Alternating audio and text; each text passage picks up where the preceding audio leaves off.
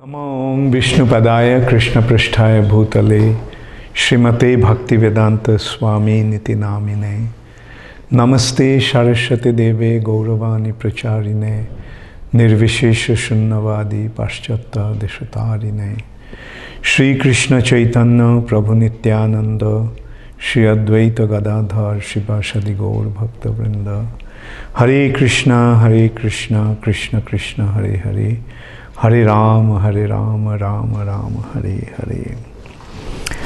Hare Krishna.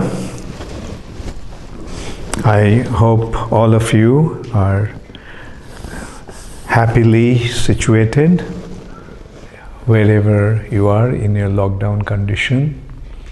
And I'm sure you all are taking advantage of this very wonderful opportunity to cultivate your spiritual life very nicely. Going deep is the actual way of making advancement in spiritual life, deep within the core of our hearts. And for that we need isolation. And I think we are getting, in one hand, we're getting the isolation, and at the same time, we are getting the opportunity to listen to so many exalted devotees giving classes. So, some days I'm giving 6 classes a day, and this is a steady thing that's going on. Uddhava Gita. I hope you all are relishing this Uddhava Gita. I am. It's so nice to go into Uddhava Gita. Krishna is making this so profoundly understandable, different aspects of spiritual elevation. The symptoms of living entities, like 2 types of living entities, liberated soul and conditioned soul. The living entities in the spiritual world or in the spiritual domain, and living entities in the material world, conditioned souls and liberated souls. And in a way we can see that Krishna is practically dealing with the same subjects that he dealt with in Bhagavad Gita. But here he is dealing with them in a more deeply, more profound way. Like one thing Krishna is making clear, that devotional service is the only way. There are, in Bhagavad Gita, he described about other processes. Here also he described about other processes, mainly karma yoga, jnana yoga, ashtanga yoga, dhyana yoga. But ultimately it is, they are not going to develop, they are not going to provide us with the real fruits of devotional service, real fruits of our spiritual endeavor. Many a times I discussed that liberation can be of 2 kinds. Yes, this material nature is a place of suffering, and it's illusory. Sometimes someone asks, then why Krishna makes us forget about our suffering condition? Like, why Krishna doesn't make it clear that he is suffering, and the remembrance of sufferings are not there. And the thing is, because we wanted to come here and enjoy. Krishna didn't want us to come here. Since we wanted to come here and enjoy, Krishna is providing us with the opportunity. Come, see whether you can enjoy. Try, give it a good try. See if you can enjoy. And it's not possible to enjoy without Krishna. To become separated from Krishna is the most painful and distressful and suffering condition. But because we wanted to enjoy, Krishna is giving us an opportunity, and that is that illusory energy of the Lord is making that arrangement. Okay, come, enjoy. And see what happens. So, so that is the reason why we are illusioned. We are illusioned. Actually, this illusion is to make us feel that we can enjoy. And there is some tinge of enjoyment, which is actually a reflection of the spiritual enjoyment. In simple words, it can be said that highest form of material enjoyment, the momentary enjoyment of sexual pleasure, is a momentary perverted reflection of the spiritual joy.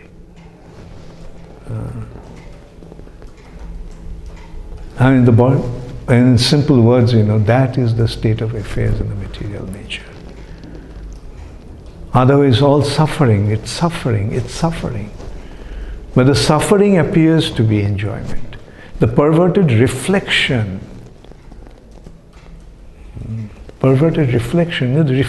the substance is not there. Like if we are hungry, then we need food. I mean, if there is a nice plate of food reflected in a mirror, can we ever quench can we ever satisfy our hunger? Looking at that. Now that is what material nature is like. There's a big mirror. It's a big mirror, and in that mirror there is a reflection. We are seeing a table full of so many beautiful, delicious food stuff. And we are hungry, so what we are doing, we are just trying. Now, condition, you're trying to get the food out of that reflection in the mirror. Can you ever possibly get it? And that's what the material existence is like.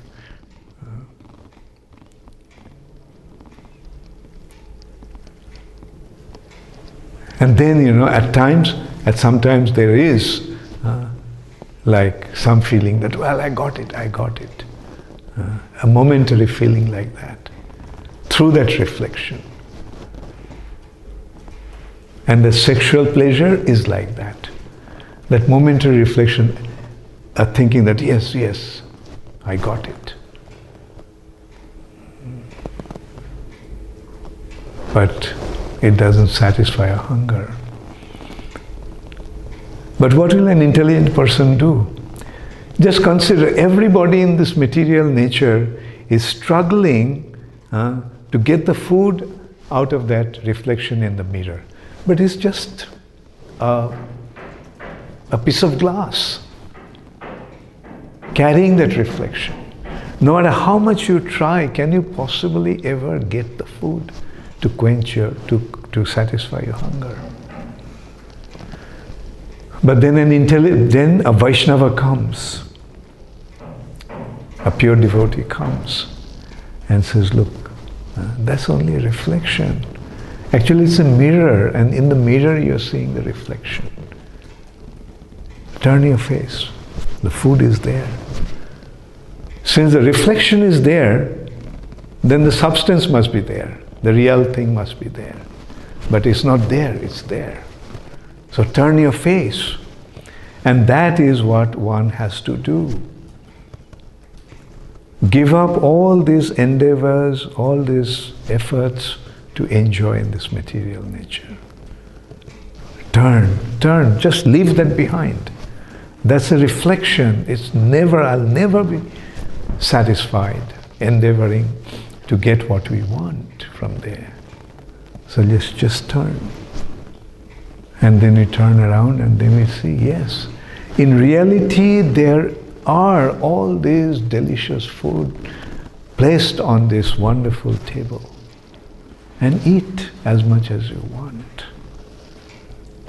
And that's the difference between material life and spiritual life. Agyan means to consider that mirror to be reality, the reflection in the mirror to be the reality. That is Agyan, ignorance. And knowledge is to see where the real food is. So this is the bottom line. But Krishna is making us, time and time again, Krishna is just hammering us with giving all kinds of reasoning to make us understand. Yes, this is it, this is it, this is it. And in Uddhava Gita, Krishna makes it very clear. Give up all your attachments to material enjoyment. Now, does it matter? Does it mean that we give up our relationships with those who are around us? No. Those who are around us, they are also in the same boat as I am. So with all of them, let's turn towards that direction. That is what Krishna consciousness is. Not my liberation, not my individual liberation, not my individual entrance into the spiritual world, not my individually becoming engaged in Krishna's service. I want to take everybody else with me. And the devotee's attitude is that let me help others to go. Whether I go back or not doesn't matter. Let me help others to go back. And actually that's what pleases Krishna the most. That's what Krishna said in Bhagavad Gita. That those who preach Krishna consciousness, they are dearest to me. Because they don't care for their personal benefit. Why you are suffering? Go back, go back. And so he's here and he's involved, but what he's doing, telling everybody about the reality, that this is a reflection, that is the reality. Here you will never get what you want, and there everything is waiting for you. That's the difference. So why waste your time in here? Just go there, everything will get there, everything that you want. That place is full of desire trees.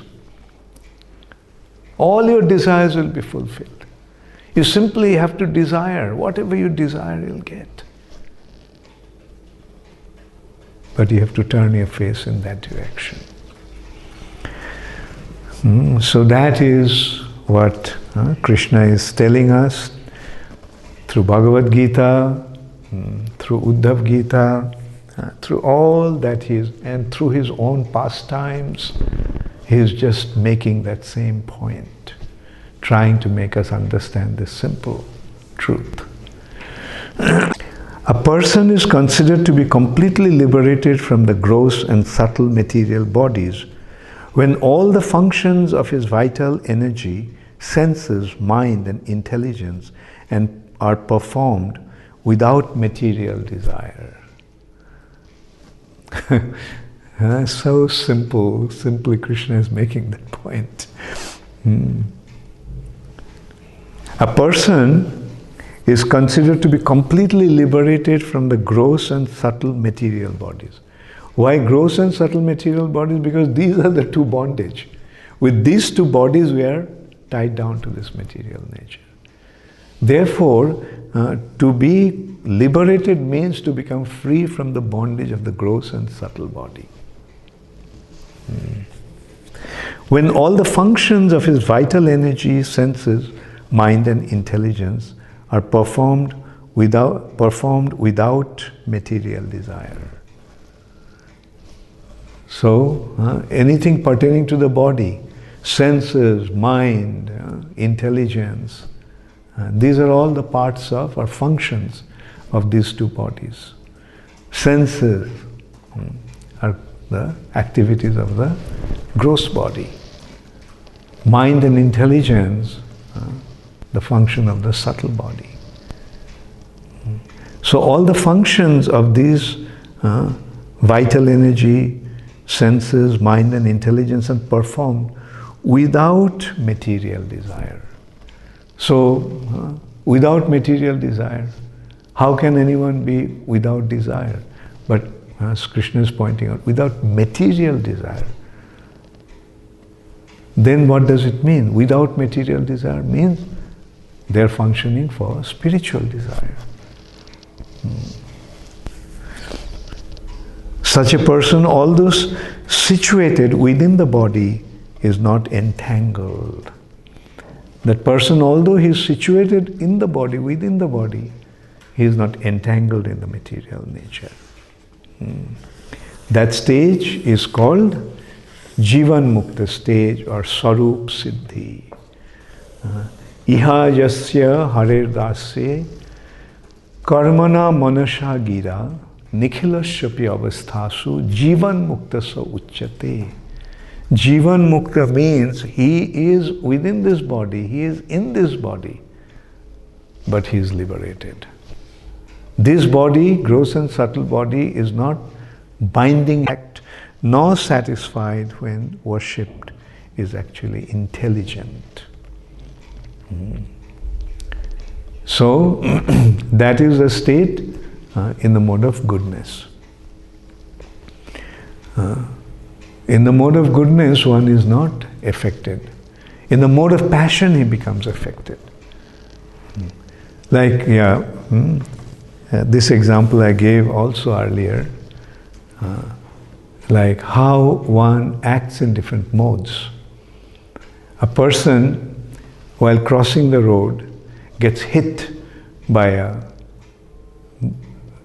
person riding on a bicycle. And one person just gets hit and he starts crying and crying. Another person, after being hit, he just gets up and starts to beat up that cyclist. Another person, he gets hit by the cyclist, gets up and says, "It's all right, it was my fault actually. I should have checked before crossing the road."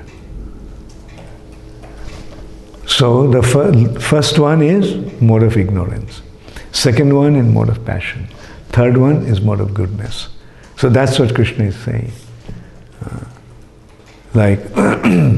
He is not angry when he is subjected to suffering by anybody. Nor is he elated when somebody honors him and worships him. That's the mode of goodness. Like he's not affected. He knows that is the intelligence, proper intelligence. He knows it's all happening by karma. Somewhere in the past I may have done something, that's why this guy came and hit me. Somewhere in the past I must have done something that this person is glorifying me. It's all prakriti kriyamanani gunai karmani sarvasa. I am not affected by that. Sukhecha vigata spriha dukkheshu anudvignamana. In happiness, he is not attached. And in distress, he is unperturbed. So that is real intelligence. A saintly sage sees the equal vision. A saintly sage sees with equal vision, and therefore is not affected by that which is materially good or bad. Indeed, although he observes others performing good and bad work, and speaking properly and improperly, the sage does not praise or criticize anyone. So he doesn't become affected by how others are also acting. Somebody is acting nicely, somebody is not acting nicely. He stays aloof. Of course, when it's necessary, he gives proper advice. He tells him, don't act in a wrong way, act in a right way. These are the qualities of equal vision, because the sage sees with equal vision. Equal vision means na sochati na kankshati sama sarvesu bhuteshu mad bhakting labhate param. That state is possible because one has accepted spiritual life, devotional service. For the purpose of maintaining his body, a liberated sage should not act, speak, or contemplate in terms of material good or bad. Rather, he should be detached in all material circumstances, and taking pleasure in self-realization, he should wander about engaged in this liberated lifestyle, appearing like a retarded person to outsiders. The self-realized soul, he doesn't make any endeavor to maintain his body. Liver should not act, speak, or contemplate in terms of material good or bad. It's a very advanced stage, like we see Madhavendra Puri. Devotees like Madhavendra Puri did not ask for any food. He didn't ask for any food. He didn't act in order to get food. If it came, well and good. If it didn't come, fine. So that is the state a very advanced devotee is in. Rather, he should be detached in all material circumstances and taking pleasure in self-realization. He should wander about, engaged in this liberated lifestyle.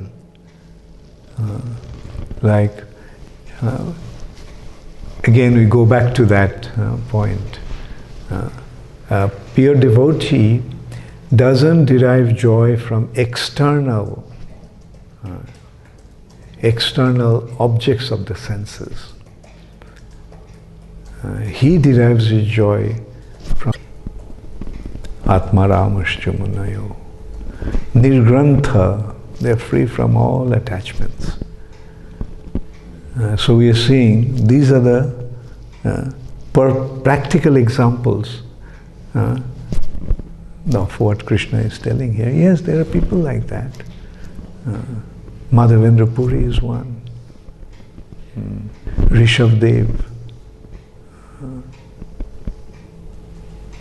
Jada Bharat.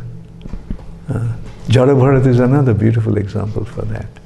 Everybody thought that he was retarded. Jada, retarded. He can't speak, doesn't have any intelligence, he doesn't understand anything. Like a madman. But actually, he is so absorbed in his Krishna consciousness from within that he doesn't have any external consciousness.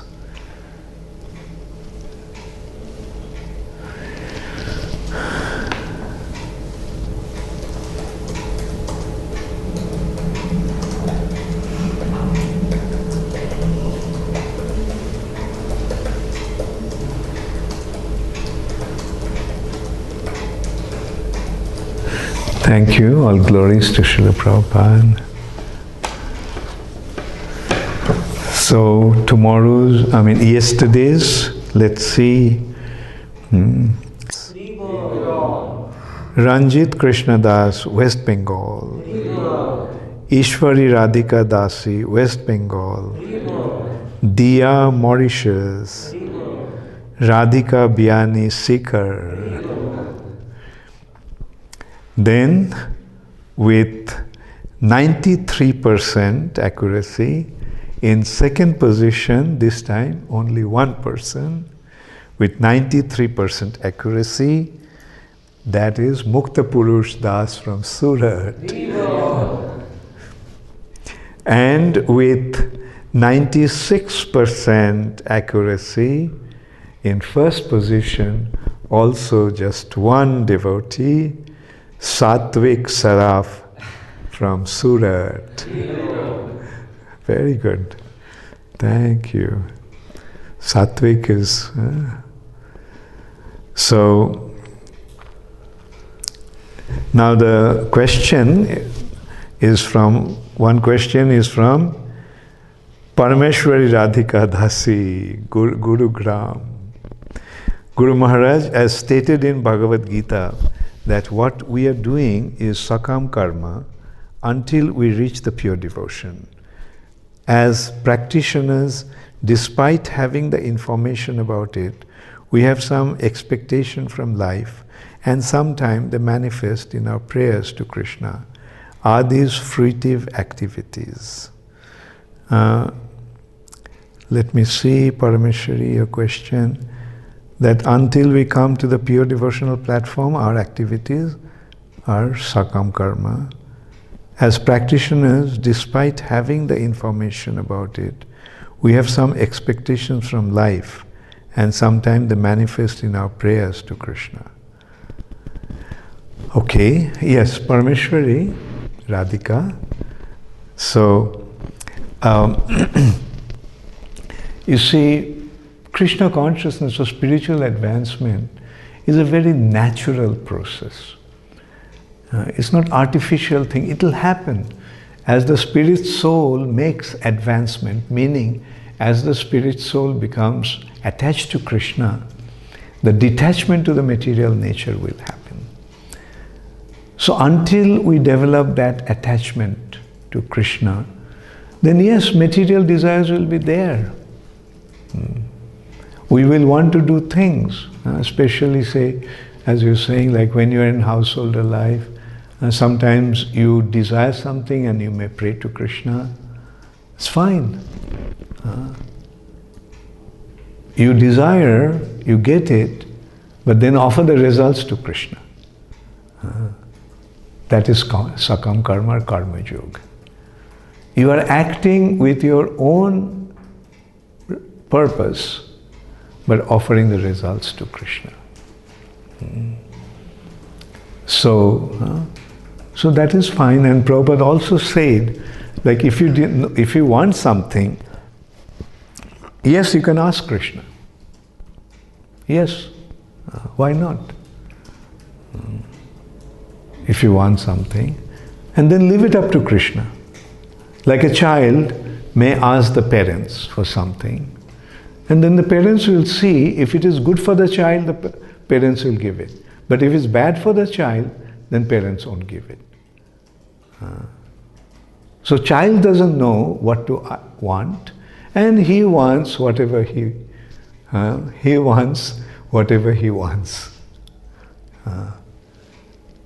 So the child may say, "Daddy, Daddy, give me the toy." And the father says, "Okay, fine, take it." "Daddy, Daddy, give me a rasgulla." Okay. "Daddy, Daddy, give me a cigarette." Then will the daddy give? No.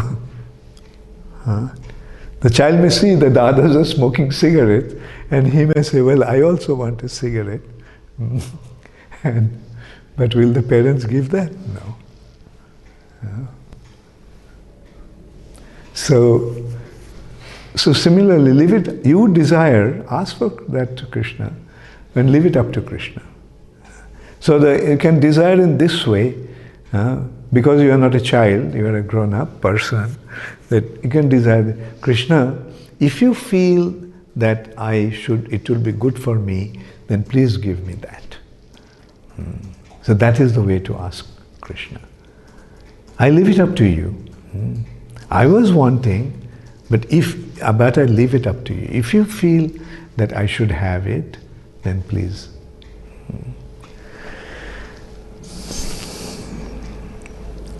Then the next Krishna, Radha Krishna Chandra Das, Noida and Hyderabad. Okay. As devotees do not have any desire in spiritual world, then why desire trees exist there? Good point. The devotees do not desire anything material. But for Krishna, they want things, yes. And the desires are also there to waiting for the devotees to want something for Krishna's service. Devotee, please give me some nice flowers that I can make a garland for Krishna. Immediately the flowers will appear. Desiratory, I would like to have some nice fruits to offer to Krishna. Desiratories, I'd like to have some beautiful pearls to make a necklace for Krishna. So, desiratories are there and the devotees are there in the spiritual world, but the only thing is that their desires are all spiritual desires. They don't want anything for themselves. Then Gaurangi Gopika Dasi from Ujjain. Body becomes dead when soul leaves the body, but our body has different minute cells which also have soul. So my question is, how only one soul function as a prominent soul in the body?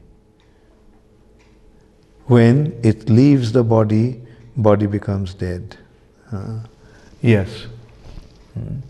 Like as you were saying, in the body there are other living entities. In stomach there are so many worms, so many germs. Even, as you're saying, like when you're breathing, without breathing, so many living entities are coming. And you can also say that in the cells there are so many living entities. Yeah. They continue to live. But the body, the main body, that was the living entity's body, when that soul leaves, that body dies. But those who are in the field of this body, like other living entities, they continue to exist. And they have their body, as you were saying. So and because he has his own independent body. And when he leaves that body, the body of the worm will die. Okay. So, from Srikari, Hyderabad, Guru Maharaj, I have a question regarding Krishna's pastime that I read recently. Gopis have to cross the river Jamuna. Krishna suggests to tell Mother Jamuna that Krishna is brahmachari, and surprisingly Jamuna Devi gives way to them. On their way back, Durvasa Muni suggests to tell Mother Jamuna that Durvasa Muni feeds only on grass and air, but gopis fed him sweet rice. My question is, how is Krishna brahmachari and how is that Durvasa Muni lives feeding only on leaves? Shrikari, you got the anecdote little wrong. So I don't know where you read it. As you said, you read it recently. It is that's not the correct description of the story. It goes like this. One day Krishna came to the gopis quite late to him. So then the gopis they got prepared, they took nice sweet rice and sweets and all kinds of things. And then they came to Krishna and said, Krishna, how are you going to cross the river? There's no boat there. Krishna said, okay, so you go and you're going to go to Jamuna and you tell Jamuna, Krishna is a brahmachari. And Jamuna will give you away, give her away. She will part and you'll be able to go across. And they laughed, Krishna, you brahmachari, you're always fooling around with us. Krishna, okay, go and see what happens. Tell that to Jamuna. And that's what happened. Krishna is a brahmachari, and immediately the river parted and they walked through. And they went and met Durvasa Muni, fed him very nicely. But then they realized, oh, how am I going to go home? So Durvasa Muni, they were telling Durvasa, oh, we got so late, we don't know how to go home. Durvasa said, okay, when you go to Jamuna, you tell Durvasa is anahari. Krishna is brahmachari and Durvasa is anahari. So they were surprised. You ate all this. All that we brought, you finished everything. And you're saying you're anahari. But anyway, they trusted his words and went to Jamuna. And as they said, Durvasa is anahari. Shh. The river parted and they walked through Jamuna. And the question came that how Krishna is brahmachari.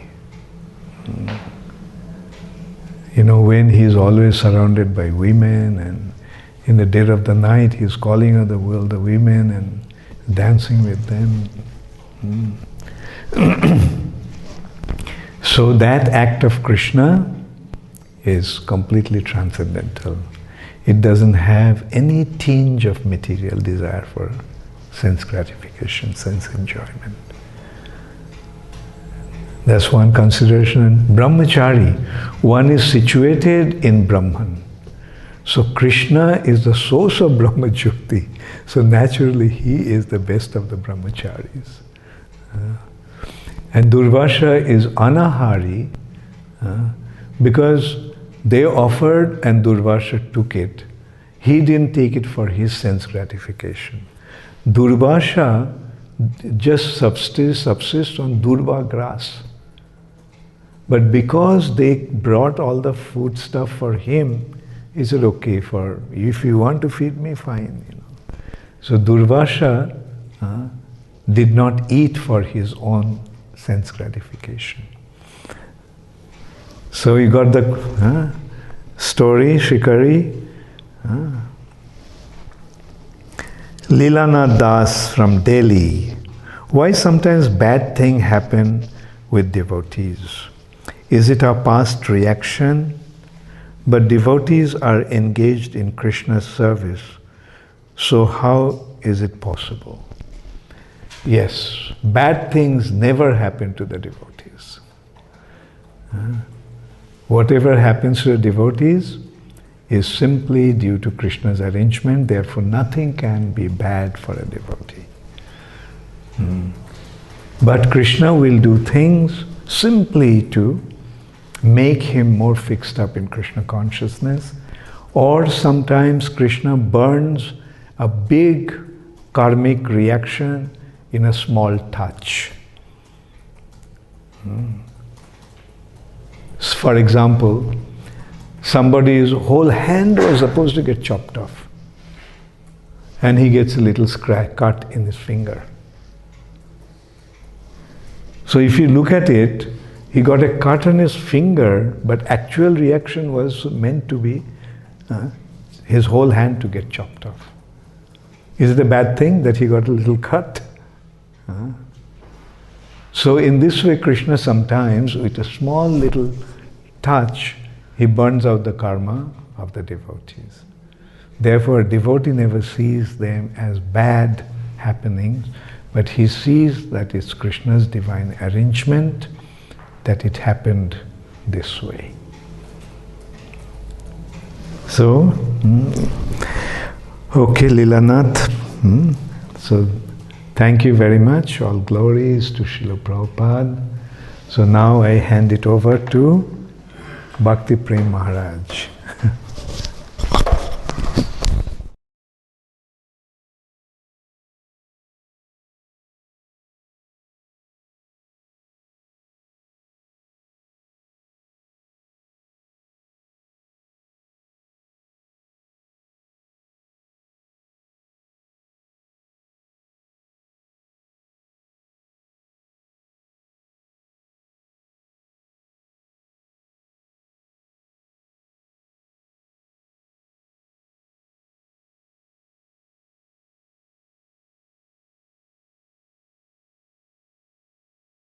ॐ विष्णुपदाय कृष्णपृष्ठाय भूतले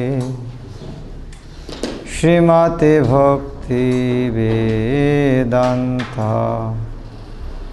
स्वामिनिति नामिने।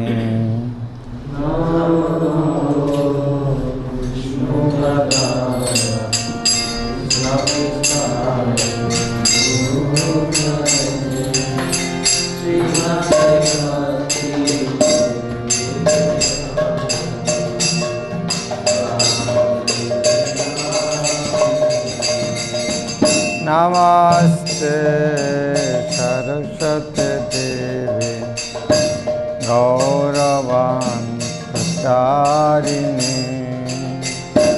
निर्विशेषा शून्यवादी असतदेशतारिणे।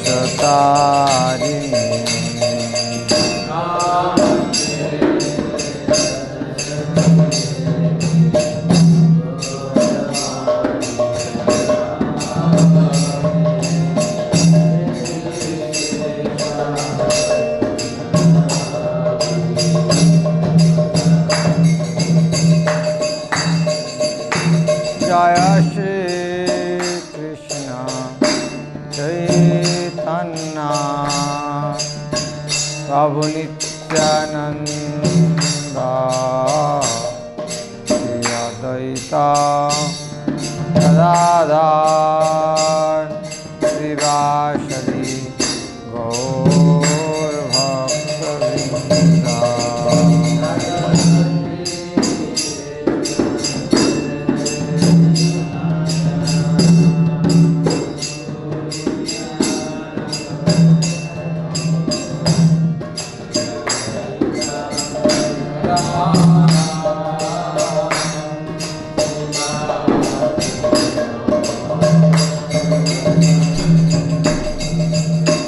जय श्री कृष्ण चैतन्य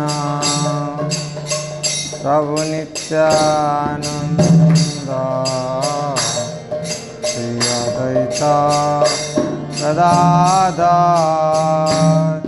श्रीवासदि गौर भक्तवृंद।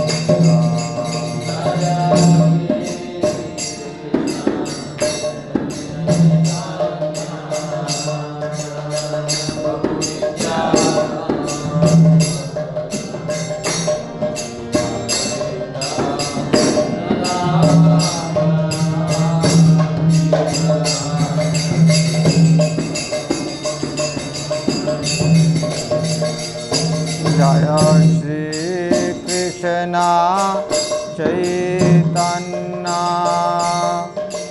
प्रभु नित्यानंद श्री अद्वैत गदाधर श्रीवासदि गौर भक्तवृंद।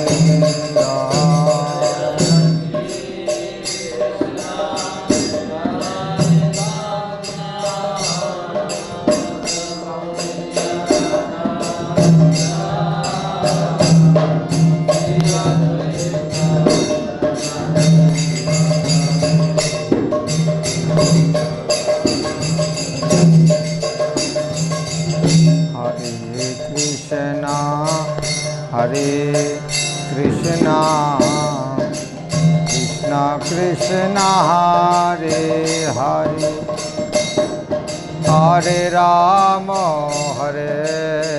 Ram Ram Hare Hare.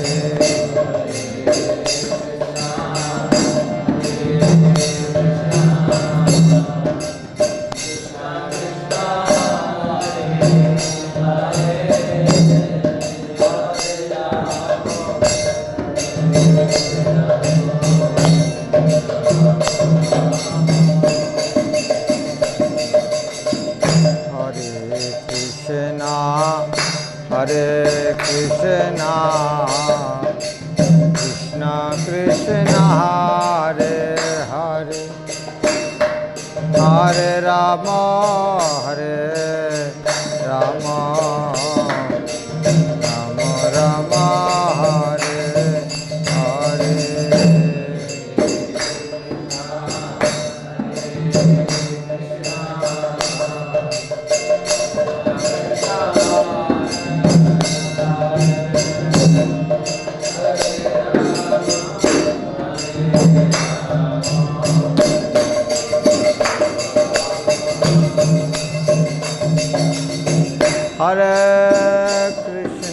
Hare Krishna Krishna Krishna Hare Hare Hare Rama Hare Rama Rama Rama Hare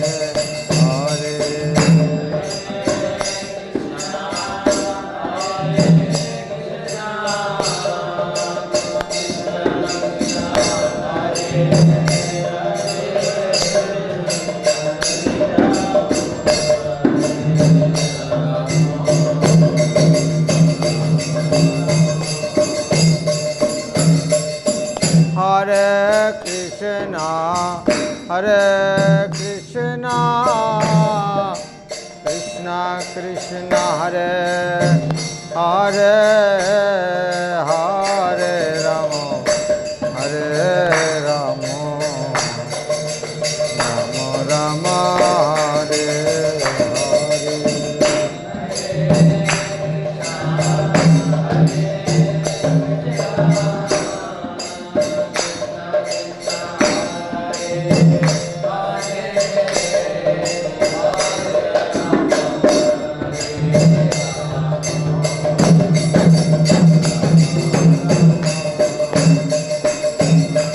Hare Hare Krishna Krishna Krishna Hare Hare Hare Rama Hare Rama Rama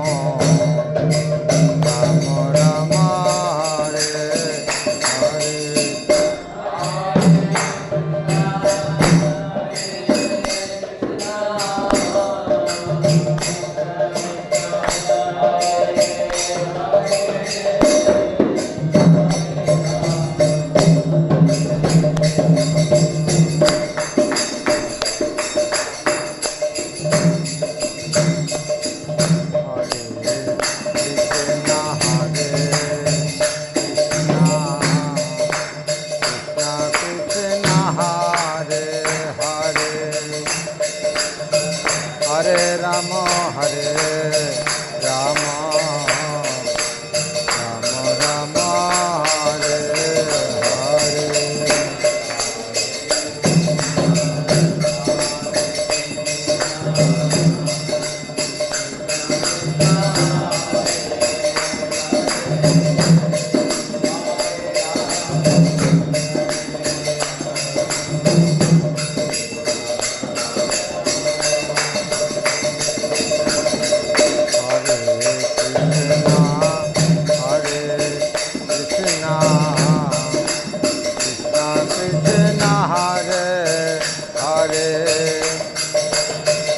Hare Rama Hare Rama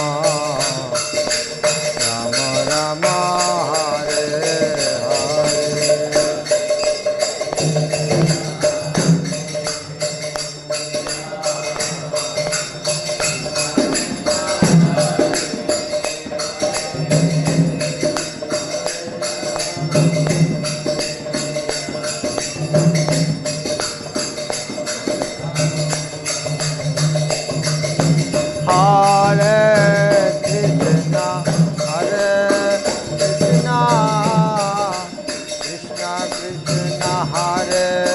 Hare Hare Rama Hare Rama